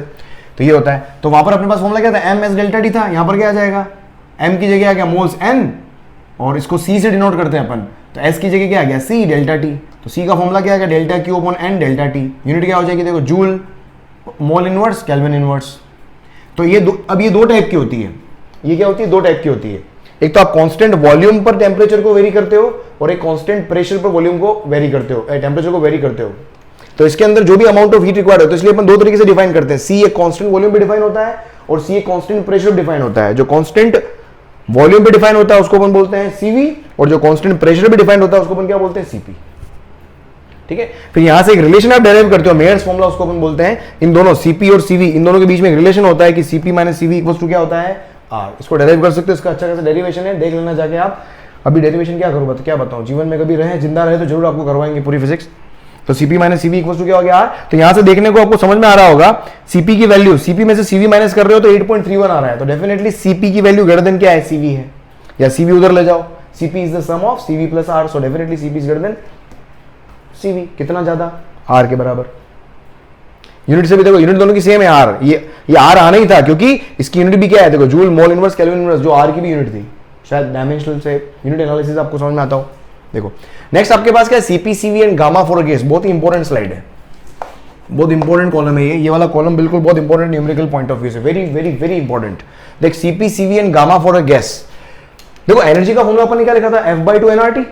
किसी भी गैस के लिए F/2 nRT। अगर मैं 1 मोल के लिए लिखना चाहूं तो कितना हो जाएगा, F/2 1 RT। F/2 क्या हो गया, RT। ये मेरे पास क्या हो गया, काइनेटिक एनर्जी बोल दो इसको, मैं Q से लिख रहा हूं। ये वही काइनेटिक एनर्जी, एक सिंगल वेरिएबल ले लिया मैंने, घबरा, इसको कंफ्यूज मत होना, कभी E लिख देंगे कभी Q लिख देंगे, कुछ नहीं, सब सेम चीजें हैं, सब सेम है। तो बुक्स के अंदर भी यही होता है, वेरिएबल चेंज होता है, कभी U लिख देता है, कभी Q लिख देता है, कभी काइनेटिक एनर्जी लिख देता है, तो घबरा जाते हैं अपन। तो काइनेटिक थ्योरी ऑफ गैसेस बिल्कुल मतलब मिक्स ही हो जाता, मतलब गड़बड़, इसलिए चैप्टर बहुत गड़बड़ हो जाता है। तो उन वेरिएबल से मैंने घबराया, आप बिल्कुल उसकी फील को लें, वहां पर फॉर्मुला क्या यूज किया है, तो फॉर्मुला जो यूज किया उसका एक वेरिएबल बना लें आप, ठीक है। तो अभी तक मैं काइनेटिक एनर्जी लिख रहा था, मैं एनर्जी को Q से लिख रहा हूं क्योंकि एनर्जी रिक्वायर्ड तो चाहिए मेरे को, हीट एनर्जी। अभी हीट है इसलिए मैंने Q लिख दिया है वहां पर। अब देखो सीवी अगर मैं लिखना चाहूं 1 मोल के लिए तो क्या हो जाएगा, डेल्टा Q अपन डेल्टा T। 1 मोल के लिए डेल्टा Q अपन डेल्टा T लिखो, या डी Q अपन dt लिख दिया मैंने इसको। मतलब Q का डिफरेंशिएशन करूंगा टेम्परेचर के रेस्पेक्ट में तो क्या आ जाएगा, CV आ जाएगा। तो इसका डिफरेंशिएशन कर दो, F/2 R तो क्या है, कांस्टेंट है, कांस्टेंट मल्टीप्लाइड बाय T का डिफरेंशिएशन क्या होगा। अब मैथमेटिकल टूल्स बहुत अच्छे से कर लेना यार दोस्त, वरना क्या फिजिक्स में कभी फील ही नहीं आएगा, जीवन पर्यंत फील नहीं आएगा, ठीक है। तो ये हो जाएगा F/2 R। यहीं से CP लिखना चाहो आप, CP क्या हो जाएगा मेरा, CV में ऐड कर दो R को, CV के अंदर R को ऐड कर दो तो CP equal to CV plus R, तो ये 1 प्लस F/2 R हो गया। इसके बाद एक और नई चीज आती है गामा। ये गामा जो होता है वो एक कांस्टेंट होता है जो CP और CV का रेशियो होता है। हर गैस के लिए एक गामा निकाला जा सकता है, हर गैस के लिए CP पता है CV पता है, तो दोनों का रेशियो निकालोगे तो वहां से गामा एक कांस्टेंट आता है। जनरली न्यूमेरिकल के अंदर कई बार आपने देखा हो गामा की वैल्यू दी हुई होती है किसी भी गैस के लिए, ठीक है। CP CV नहीं दिए होते हैं आपको, जनरली गामा दिया हुआ होता है। तो गामा आप यहां पर CP और CV का रेशियो निकालोगे तो इन दोनों को डिवाइड करो, यहां से 1 + 2/f, तीनों फॉर्मूले बिल्कुल रट लेना, फिट कर लेना। यहां पर f की वैल्यू रखो, मोनोएटॉमिक में f की वैल्यू कितनी रहेगी, 3, कितना 1 + 2/3, 3 + 2 5/3। डायटोमिक में क्या होता है, f की वैल्यू कितनी होती है 5, तो 5 + 2 7/5। ट्राइएटोमिक जनरली अपन नॉन लीनियर को डिफॉल्ट केस लेके चलते हैं। जो नॉन लीनियर होता है जब तक स्पेसिफाई नहीं किया हुआ हो तो उसको क्या लो, नॉन लीनियर लो। ट्राइएटोमिक को नॉन लीनियर ही लेके चलो आप, ठीक है। ज्यादातर ट्राइएटोमिक आपको नॉन लीनियर मिलेंगे। तो नॉन लीनियर के लिए मेरे पास क्या होता है, f की वैल्यू कितनी होती है 6, लिखा था अपन नॉन लीनियर के लिए 6 होता है। तो यहां से मेरे पास क्या आ गया, तो यहां पर 6 रखो, तो 2/6 कितना हो गया 1/3, तो 3 + 1 कितना, 3 + 2 कितना हो गया, तो एक मिनट क्या हुआ, हाँ 3 + 1 4/3, बिल्कुल करेक्ट है। तो ट्राइएटोमिक के लिए कितना हो गया 4/3, 1.33, ये कितना है 1.4 और ये 1.67, जो भी है पर रेशियो में याद रखो थोड़ा सही रहेगा, ठीक है। यहां से इंपॉर्टेंट रिलेशन, न्यूमेरिकल के लिए कुछ इंपॉर्टेंट रिलेशन और डेराइव कर सकते हैं अपन। कई बार क्या होता है कि इन तीनों को मिक्स करके भी वापस ये रीजनरेट किए अपन ने, ये नए फॉर्मूला, इन तीनों को मिक्स करके। देखो सिंपल सा फॉर्मूला है, कुछ नहीं, CV। अब CV अगर मैं लिखूं तो ये R, CV कहां से लिखा मैंने, R/γ-1। CV एक्चुअल में है क्या है, CV एक्चुअल में क्या है, F/2 × R। यहां से देखो मैंने क्या करा, F/2 को यहां से गामा से निकालूं, अगर मैं F/2 की वैल्यू गामा से निकालूं तो कितनी आएगी, या F को नीचे लो 2/f की वैल्यू कितनी आएगी, γ-1, तो नीचे क्या आएगा γ-1। तो जब R होता है तो CV की वैल्यू क्या होगी, कांस्टेंट होगी। गामा क्या होता है, किसी केस के लिए कांस्टेंट होता है, R भी कांस्टेंट होता है, CV भी क्या हो जाएगा, कांस्टेंट हो जाएगा। तो यहां से देख सकते हो आप किसी भी एटॉमिक गैस के लिए, तो मैं मतलब कुछ कुल मिलाकर कभी R दिया होता है, कभी गामा दिया हुआ होता है, कभी गामा दिया होता है, तो वहां से डायरेक्ट गामा। एक्चुअली ये फॉर्मूला लिखने का वजह भी ये है क्योंकि कई बार आपको डायरेक्ट सिर्फ गामा ही दिया हुआ होता है, गामा दिया होता है। ऐसा नहीं बोला एटॉमिक, डायटोमिक, ट्राइएटोमिक नहीं लिया हुआ, सीधा गामा दिया हुआ होता है, तो सीधा गामा वाला फॉर्मूला यूज कर लो। या फिर गामा से आपको F निकालना आना चाहिए, तो वहां से आप F यहां रख के CV निकाल लो, या डायरेक्ट याद कर लो। CV आ गया तो CP निकाल सकते हो, है ना, क्योंकि CP क्या होता है इसमें गामा, CP = CV + R। सबसे बढ़िया तरीका है CV निकाल लिया करो, CV में R जोड़ लिया, CP का फॉर्मूला अलग से याद करने की जरूरत नहीं है कभी भी, और प्रैक्टिस के साथ में। और काइनेटिक एनर्जी का फॉर्मूला क्या होता है, काइनेटिक एनर्जी को ही Q लिख रहा हूं मैं, ये Q है, है ना, क्यू वही F/2 nRT, F/2 nRT, F/2R, FR/2, FR/2 को क्या लिखा CV। तो एक और ये फॉर्मूला आप याद कर सकते हो, इनको याद कर लो तो अच्छा है कि टोटल एनर्जी CV की टर्म्स में, total energy in terms of CV, NCVT, CV NCVT। अब देखो CV को यहां से लिखा मैंने R/γ-1, तो nRT/γ-1 कई बार काम आएगा ये CV का एक और फॉर्मूला, टोटल एनर्जी का फॉर्मूला। तो टोटल एनर्जी के बहुत सारे फॉर्मूले हो गए, 3/2 अगर याद हो, F/2 nRT हो गया, nRT की जगह PV लिख दो तो F/2 PV भी हो जाएगा, ठीक है। F/2R को मैंने CV की टर्म्स में लिख लिया, CV को CP की टर्म्स में भी लिख सकते हो, तो अनेकों फॉर्मूले हो सकते हैं। तो सारे फॉर्मूला याद करने की जरूरत नहीं पर, लेकिन स्टैंडर्ड मैंने चार्ट बना क्योंकि ये बहुत न्यूमेरिकल में बहुत ज्यादा काम आते हैं, इसलिए मैंने यहाँ पर समराइज कर दिया, ठीक है। जल्दी से लिख लें इसको, आप नोट कर लें जो भी, फिर क्वेश्चन करते हैं अपन, आगे बढ़े। देखो नेक्स्ट अपने पास क्या है, देखो नेक्स्ट क्या दिया हुआ है आपको कि find total number of degree of freedom possessed by molecules in 1 centimeter cube H2 at NTP। क्या बोल दिया यार इसने, फाइंड टोटल नंबर ऑफ, देखो total number of degree of freedom कहां से आएगा। देखो एक तो पहली बात, एक मॉलिक्यूल का अगर यहां पर देखिए अपन, H2 क्या है मेरे पास, एक डायटोमिक मॉलिक्यूल है, एक H2 का डिग्री ऑफ फ्रीडम कितना है, 5 है ना। एक H2 के मॉलिक्यूल का डिग्री ऑफ फ्रीडम कितना होता है, 5। डायटोमिक है, डायटोमिक है ना, कितना हो गया 5। अगर मैं नंबर ऑफ मॉलिक्यूल्स निकाल लूं, जो कंडीशन दी हुई उसमें, जो वॉल्यूम दिया हुआ है उसके हिसाब से अगर मैं वो निकाल लूं तो अपना काम हो जाएगा। अब देखो यहां पर क्या दिया हुआ है, अब इसने बोला है find total number of degree of freedom possessed by molecules in 1 centimetre cube H2 at NTP। अब NTP की बात हुई है, NTP की बात हुई है, NTP मतलब आपके पास क्या हो गया 22.4 लीटर, NTP पर 22 मतलब 4 लीटर की बात हुई है। तो देखो यहां पर तो एक मोल में, या सिंपल NTP 22.4 नहीं लेके सिंपल सी अपनी बात अपने को पता है कि भाई कि 22.4 लीटर को मैं क्या लिख सकता हूं, 22,400 सेंटीमीटर क्यूब लिख सकता हूं मैं।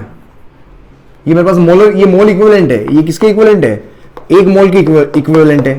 तो देखो यहां से मैं लिख सकता हूं 22,400 सेंटीमीटर क्यूब में कितने H2 होंगे, 6 × 10⁻23, 6.02 की तरह 6 ले रहा हूं मैं, तो 1 सेंटीमीटर क्यूब में कितने हो जाएंगे, वही तो बोला इसने कि क्या पूछा, degree of freedom bye molecules in 1 centimetre cube of H2। तो 1 सेंटीमीटर क्यूब में कितने आ जाएंगे, 6/22,400 centimetre cube and multiplied by 10⁻23। ये नंबर ऑफ मॉलिक्यूल्स आ गए।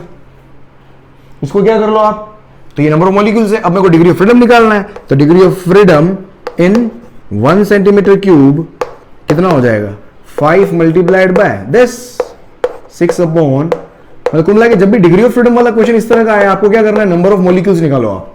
नंबर ऑफ मॉलिक्यूल्स आएंगे, एक वॉल्यूम में पूछेगा, बस आपको क्या करना है, सिंपल सा ध्यान रखो, ये सिंपल सा 22,400 से डिवाइड करो। ये 22.4 का फंडा एकदम क्लियर होना चाहिए आपको। ये सेंटीमीटर क्यूब में 22,400, क्योंकि सेंटीमीटर क्यूब में दिया होता, अगर मीटर क्यूब में होता तो इसको क्या लिखते हैं अपन, 22.4 × 10⁻³ मीटर क्यूब लिखते हैं अपन यहाँ पर, ठीक है। तो ये मेरे पास, इसको सॉल्व कर लेना, ये इसका आंसर लिख देता हूं मैं आपको, ये आएगा 1, ये नियरली इक्वल टू 10⁻, ये आएगा आपके पास, को सॉल्व कर लेना है ना, ये 20 डिग्री ऑफ फ्रीडम आ जाएगा इसका, 10⁻20, ठीक है। चलो नेक्स्ट देखें, calculate kinetic energy of 1 gram of helium at 127 degree centigrade.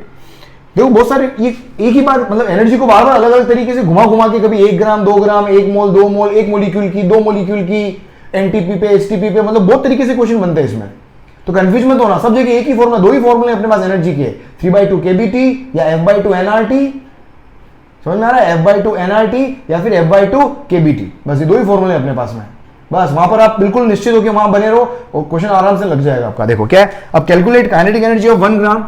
अब 1 ग्राम हीलियम, 1 ग्राम हम भूल जाओ, आपको 1 मोल का फॉर्मूला पता है ना, n मोल का फॉर्मूला पता है, तो काइनेटिक एनर्जी n मोल के लिए क्या होती है, मेरे पास होता है F/2, फॉर्मूला पता है मेरे को, F/2 nRT होता है। F क्या है, हीलियम मोनोएटॉमिक है, मोनोएटॉमिक के लिए फॉर्मूला क्या हो जाएगा, 3/2 × अब नंबर ऑफ मोल्स देखो कितने हैं, या इसको यहां पर अगली लाइन में लिखूं, कितना हो जाएगा देख, 3/2 नंबर ऑफ मोल्स, हीलियम के लिए नंबर ऑफ मोल्स कितना हो जाएगा, मास दिया हुआ है 1 gram divide by molecular mass, molar mass कितना हो गया 4, नंबर ऑफ मोल्स इनटू ये कितना हो गया 100/12 कैलकुलेशन के हिसाब से, और मल्टीप्लाइड बाय टेम्परेचर कितना, टेम्परेचर कितना 127 डिग्री सेंटीग्रेड का मतलब कितना हो गया 400 केल्विन।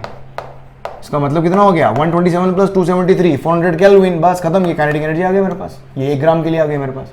बस ग्राम जो भी दिया हुआ उसका इक्विवेलेंट मोल लिख लो आप बस, क्योंकि मोल का फॉर्मूला पता है आपको सिंपल सा। तो इसकी काइनेटिक एनर्जी यहाँ से आपके पास, ये जो भी सॉल्व करोगे यहाँ से, ए भगवान, यहाँ से काइनेटिक एनर्जी आपके पास निकल के आएगी कितनी 12 पॉइंट, इसका आंसर लिख लो आप 12.46।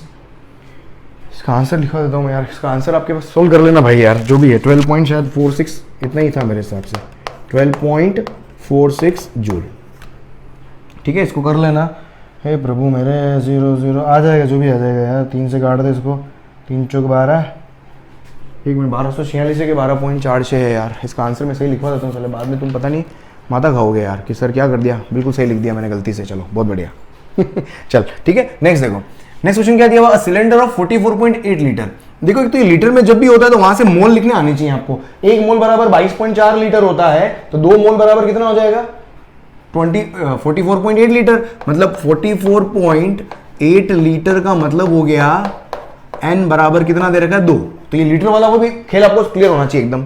अब क्या बोला इसने, हैज हीलियम गैस। देखो मोनोएटॉमिक डायटोमिक के क्वेश्चन ही ज्यादातर आते हैं, ट्राइटोमिक कभी नहीं मिलेगा आपको। ट्राइटोमिक में क्या होता है, कंफ्यूजन होता है, लीनियर नॉन लीनियर, बहुत बड़े लफड़े हैं। तो ज्यादातर क्वेश्चन आपके मोनोएटॉमिक डायटोमिक के ही आएंगे। तो 3 और 5 डिग्री ऑफ फ्रीडम। चल ये हो गया। अब ये बोल रहा है कि has helium gas at STP. Helium gas है, हीलियम गैस इसका मतलब एफ दिया हुआ है, एफ कितना, हीलियम गैस की बात कर रहे हैं, चल एफ लिख लेंगे डायरेक्ट अपन। मोनोएटॉमिक है 3 हो गया। Find heat required to raise temperature of gas by 15 degree centigrade. 15 degree centigrade से अगर मुझे टेम्परेचर को इंक्रीज करना है कितना, 2 मोल का, मतलब कि 2 मोल का टेम्परेचर अगर मुझे 15 डिग्री सेंटीग्रेड से इंक्रीज करना है तो हीट का रिक्वायरमेंट का फॉर्मूला देखा था अपन ने, एन सी डेल्टा टी, ही पढ़ा था ना अपन ने। तो एनर्जी रिक्वायर्ड ये क्या हो जाएगा, N C V. Standard temperature and pressure भले लिखा हो, लेकिन अपने पास ये एक्चुअल में क्या है, एनर्जी, मतलब एनर्जी रिक्वायर्ड हो। एनर्जी का फॉर्मूला अपना क्या होता है, F/2 nRT होता है ना, F/2 nRT होता है या NC डेल्टा टी होता है, ये सब एक ही है। मैंने फॉर्मूला लिखा था लास्ट, मैंने बोला था न्यूमेरिकल का एक स्लाइड पूरा अच्छे से रट लेना उसको। F/2 nRT को मैं ये लिख सकता हूं, NV डेल्टा टी भी लिख सकता हूं, या NVT लिख लो।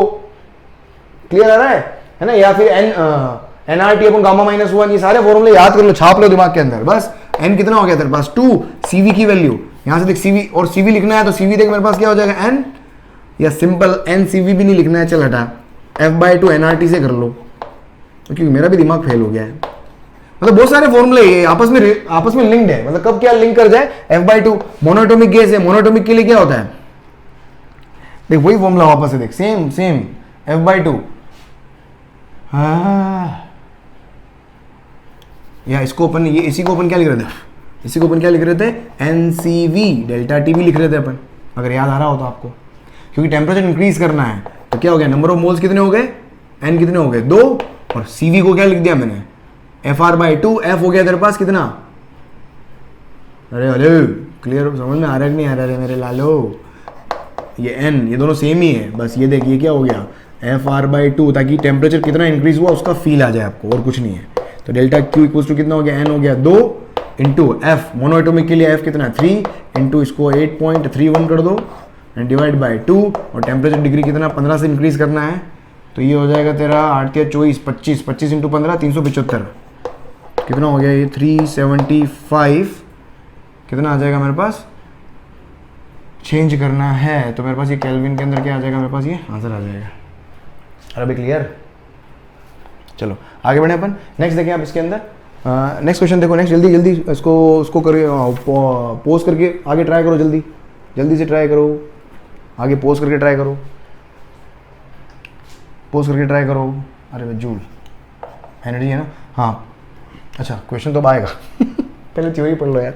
देख CpCv और गामा, अब अपने पास क्या मिक्सचर के लिए भी फॉर्मूला होता है, अगर 2 गैस को मिक्स करोगे तो किस तरीके से CpCv और गामा निकाले जाते हैं, तो वो गामा मिक्स और वो मिक्स करके अलग फॉर्मूला आता है अपने पास, इसको भी डेराइव कर सकते हैं, कोई बात नहीं है, कोई बड़ी बहुत कोई बड़ा खेल नहीं है। मिक्स के लिए आप लिखने का तरीका क्या है मेरे पास, मिक्स करने के बाद में क्या बनेगा मेरे पास, हाँ इसको क्या लिखूंगा मैं, NCV delta T, NCVT NCV delta T दोनों तरफ लिखो आप मिक्स करने के बाद, और उसका इक्विवेलेंट, तो NC equivalent delta T equals to N1C1 delta T plus N2C2 delta T N3C3 delta T, इस तरीके से बनेगा।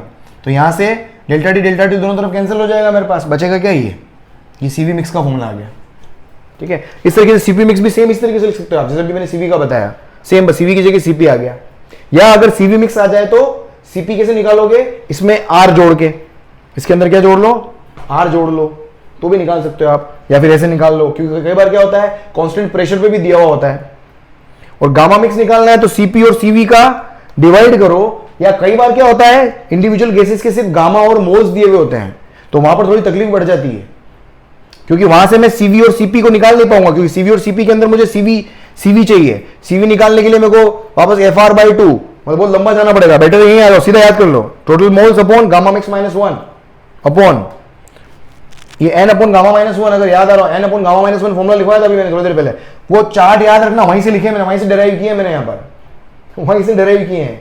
ये मैंने क्या लिखा है, ये गामा का फॉर्मूला लिखा है सीवी की टर्म्स में, सीवी का फॉर्मूला गामा की टर्म्स में चेक करना, सीवी का फॉर्मूला गामा की टर्म्स में, वहीं से मैंने इसको लिखा है। तो फॉर्मूला तीनों याद रखना है, तीनों फॉर्मूले, क्वेश्चन हो जाएगा, और क्वेश्चन आता है, इंपॉर्टेंट है, इंपॉर्टेंट है भाई, इंपॉर्टेंट है, इंपॉर्टेंट है। देख क्या होगा क्वेश्चन, देख क्या लिखा हुआ है कि 1 mole helium mixed with 3 mole of N2, find CV for the mixture. देख CV for the mixture, mixture के लिए मुझे देख क्या चाहिए, N1 CV इंडिविजुअल CV चाहिए होंगे। CV का फॉर्मूला क्या होता है, FR/2, FR/2। तो देखो यहां से सबसे पहले CV1 निकाल लेता हूं मैं, CV1 हीलियम को बोल रहा हूं मैं, तो हीलियम क्या है, मोनो एटॉमिक, मतलब 3/2 इंटू R, ठीक है। उसके बाद में मेरे को क्या चाहिए, CV2 मतलब डायटोमिक, ये N2 का डायटोमिक है, तो डायटोमिक का कितना होता है, F होता है 5R/2, ये हो गया, बस फॉर्मूला लगाओ यहां से। तो CV मिक्स निकालना है, तो CV मिक्स डायरेक्ट फॉर्मूला में वैल्यू पुट कर रहा हूं, ये CV मिक्स N1CV1 N1 कितना है 1 इंटू CV1 हो गया 3R/2 प्लस N2 कितना है 3 मोल इंटू 5R/2 अपॉन कितना N1 प्लस N2, डिवीजन में कितना है total moles, N1 plus N2 1 plus 3। तो देख फाइनली इसको 1 प्लस 3 इसको फाइनली सोल्व करोगे कितना आ जाएगा, देखिए यहाँ पर 2 तो एलसीएम हो गया, तो 5 या 15, 15 और 3 18/8 कितना आ जाएगा भाई यार, इसका देख फाइनली आंसर कितना आ रहा है यार, कोई देख लो।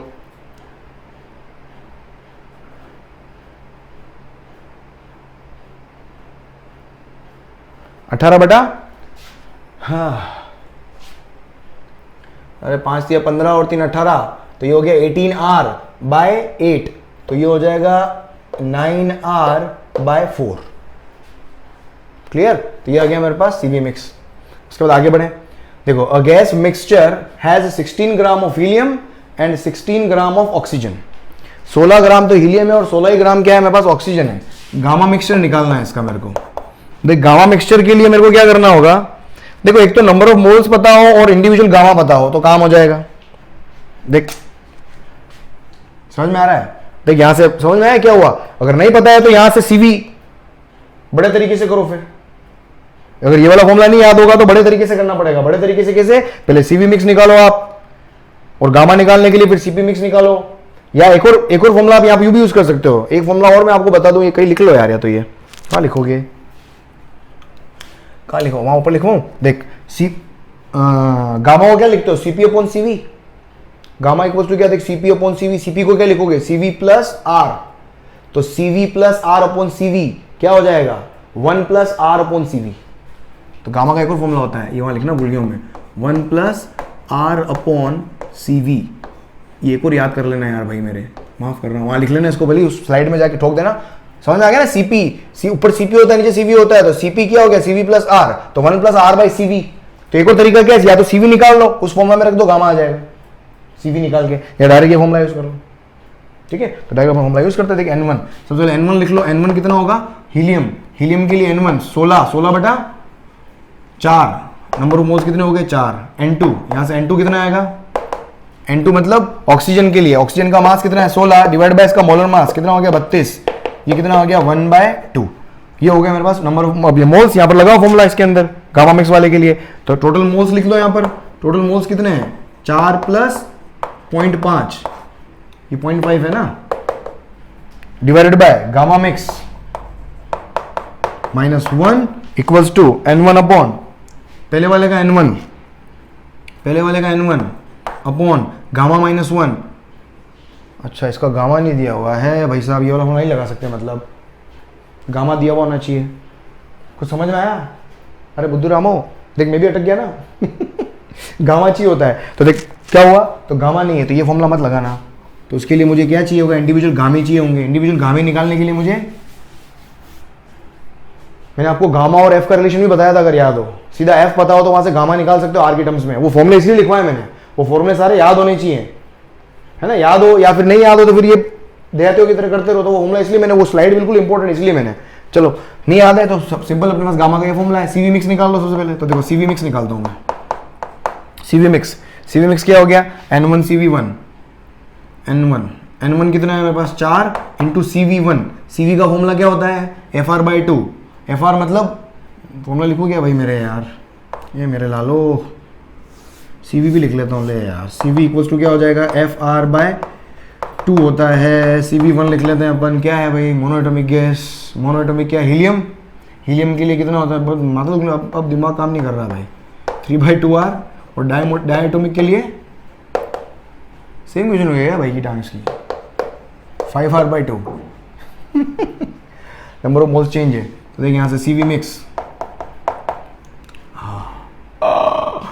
मिक्स नंबर ऑफ मोल्स कितने 4, n1 CV1 4 into CV1 3R/2 plus 0.5 into 5R/2 upon 4 plus 0.5। इसको लिखो यहाँ से, इसको लिखो, हे भगवान भाई कितना आएगा, देख इधर, ये आएगा तेरा 29/18 है ना, ये कितना 4.5 है ना, जो भी है यार इसको कर लेना है यार। अच्छा 4 है नीचे, तो ये 4.5 से 4 मल्टीप्लाई 4 LCM आएगा इसमें, जो भी ये आएगा तेरे पास, ये CV मिक्स आ गया। उसके बाद क्या गामा मिक्स निकालना है, गामा रिमिक्स।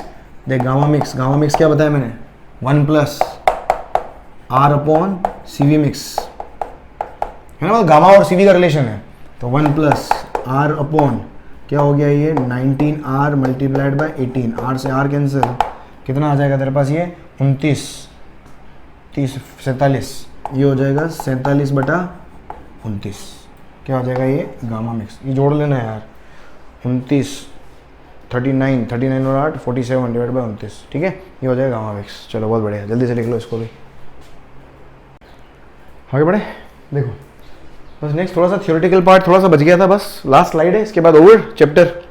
कल अपन फिर थर्मोडायनेमिक्स स्टार्ट करेंगे। देखो क्या है, एक और चीज़ रह गई थी, ये आपको एनसीईआरटी के अंदर डायरेक्ट डेटा गिवन है एनसीईआरटी के अंदर, इसलिए मैंने मे भी इसको डायरेक्टली लिखवा रहा हूँ। इसका प्रूफ एनसीईआरटी में नहीं दिया हुआ है, हालांकि इसका प्रूफ भी है, चाहो तो आप प्रूफ कर सकते हो, बट डायरेक्ट याद रखो क्योंकि एग्जाम के अंदर डायरेक्ट क्वेश्चन पूछा गया है। क्या है कि specific heat of solid and water, solid की हीट कितनी होती है, स्पेसिफिक हीट का मतलब कौन सी है, स्पेसिफिक हीट मतलब वही molar specific heat capacity, CV की बात कर रहा हूं मैं। सीवी ऑफ सॉलिड जो होता है वो 3 टाइम्स आर होता है, फिक्स होता है 3 टाइम्स आर। ये किसने दिया था, ये ड्यूलोंग और पेटिट दो साइंटिस्ट हुए थे, उन्होंने मिलकर दिया था, इसलिए इसको ड्यूलोंग एंड पेटिट्स लॉ भी बोलते हैं अपन, कि किसी भी सॉलिड का जो स्पेसिफिक हीट कैपेसिटी होता है, molar specific heat capacity at constant volume, अब इतना बड़ा नाम नहीं बोल के सीवी, ठीक है, किसी भी सॉलिड का सीवी जो होता है वो 3R के बराबर होता है, ड्यूलोंग और पेटिट ने दिया था, ठीक है। उसी को एक्सटेंड करके वाटर का भी डेराइव किया गया, वाटर का सीवी जो आता है वो आता है 9 टाइम्स R, याद कर लेना सीधा, एग्जाम के अंदर क्वेश्चन आया हुआ, एग्जाम के अंदर कितना होता है 3R एंड 9R, सीधा सीधा टिक मारने का है, ठीक है। उसके बाद क्या mean free path, mean free path में अभी तक कोई numerical rarely being asked in examination, जो मीन फ्री पाथ जो होता है, मतलब इतने ज्यादा क्वेश्चन आपको, बहुत ज्यादा क्वेश्चन इसके मिलेंगे नहीं, क्योंकि इस चैप्टर के अंदर इटसेल्फ इतनी इंपॉर्टेंट चीजें हैं, डिग्री ऑफ फ्रीडम हो गया, सीपी हो गया, सीवी हो गया, तो वहीं से बाहर निकल ही नहीं पाता एग्जामिनर, तो जनरली क्वेश्चन वहीं से अधिकतर मिल जाते हैं। और वैसे भी इस चैप्टर में से एक क्वेश्चन देना, हर चैप्टर में से ऑलमोस्ट ऑन एन एवरेज एक क्वेश्चन आता है आपके पास, तो अगर वो भी क्वेश्चन वो मीन फ्री पाथ इस पे दे देगा तो बेचारा फिर उन्होंने क्या किया, धोखा हो जाएगा गामा सीपी सीवी के साथ, तो डिग्री ऑफ फ्रीडम के साथ में तो राइट। तो देखो मीन फ्री पाथ होता क्या है कि मीन फ्री पाथ जो होता है वो क्या होता है, एक गैस मॉलिक्यूल जब ट्रेवल कर रहा होता है, ठीक है, तो दो सक्सेसिव कॉलिजन के बीच में उसने कितना एवरेज पाथ कवर किया, कितना एवरेज डिस्टेंस ट्रेवल किया, उसी को अपन क्या बोलते हैं, मीन फ्री पाथ।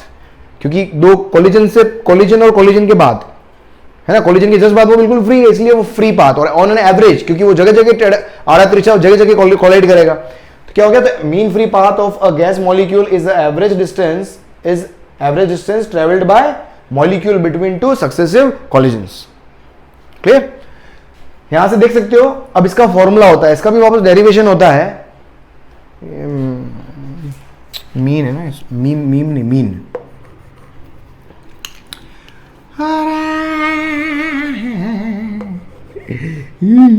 इसको लेमड़ा बर्ड से लिखते हैं, कलर चेंज हो गया भाई यार। मेरे शाम तक आता है तो मेरे तो आइसिया बोल जाती है यार भाई, सही में पागल हो जाता हूँ मैं, कोई आधा सामने मारूं इतना वीडियो बना अपनी शक्ल देख देख के इतना इरिटेशन हो जाती है, पता है। मैं सुबह घुसता हूँ 9 बजे, 3-4 बजती है, उसके बाद में मुझे कोई ना कोई चाहिए, दूसरा कोई दिखो मेरे को यार। ऊपर से लॉकडाउन हो रखा है तो सारे सब शटर वटर डाउन है, सब ऑफिस सब बंद है, बंद करके अंदर एकदम समझ सकते हो। देख क्या है, तो देखो ये मॉलिक्यूल है, पड़ोसी 2 मॉलिक्यूल है, दो मॉलिक्यूल के बीच का सेंटर टू सेंटर सेपरेशन कितना है, डी है। सेंटर टू सेंटर सेपरेशन कितना है, डी है। Got it? Distance between centres of 2 atoms. Formula याद रख लें, डायरेक्ट आप फॉर्मूला याद रख लें आप।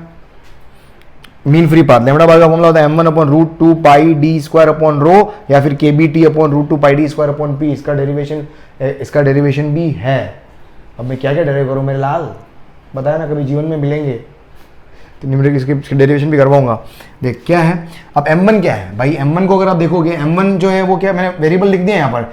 m1 क्या है, मास of the molecule. Small m मैंने क्या बोला है, गैस का मास लिया था अभी तक मैंने, तो m1 जो है वो क्या है, वो मॉलिक्यूल का मास है, किसी भी गैस के पार्टिकल का मास है, गैस के एटम का मास है। m1 √2 कांस्टेंट, पाई कांस्टेंट, डी बता दिया था मैंने। रो हमेशा मेरे को पता है डेंसिटी होती है, rho density of the gas, Kb Boltzmann constant, T temperature हो गया, P क्या हो गया, प्रेशर हो गया। राइट? इस स्लाइड का भी ले लें आप, डायरेक्टली फाइनल ले लें। बस ये वाला चैप्टर भी अपना क्या हो चुका है भाई साहब, खत्म।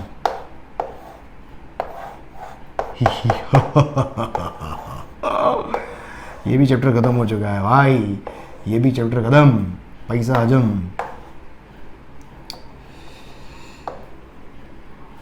चलो भाई, बहुत अच्छे, जल्दी से लिख लो।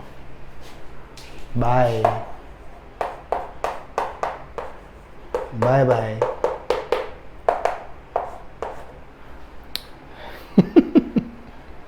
चलो जल्दी से स्क्रीनशॉट ले ले इसका।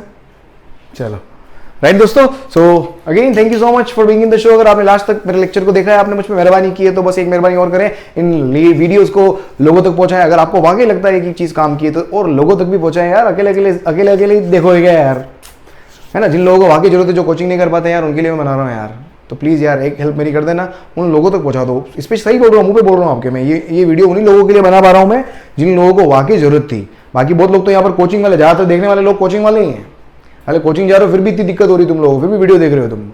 तो जो कोचिंग नहीं गए उनकी क्या हाल हो रहे होंगे, सोचो आप कितने परेशान हो रहे होंगे वो, है ना। तो थोड़ा सा क्या है, इन वीडियोस को पहुंचाएं आप जरूरतमंद लोगों तक, क्योंकि वीडियोस वाकई बहुत काम के हैं, मुझे पता है और आपको भी पता चल गया होगा अब तक। और जो लोग पहली दफ़ा आए, ट्रिन घंटी बजा के जाएं, सब्सक्राइब करके जाएं। बाय, मिलते हैं कल, थर्मोडायनेमिक्स स्टार्ट करते हैं। Thank you, bye bye, good night.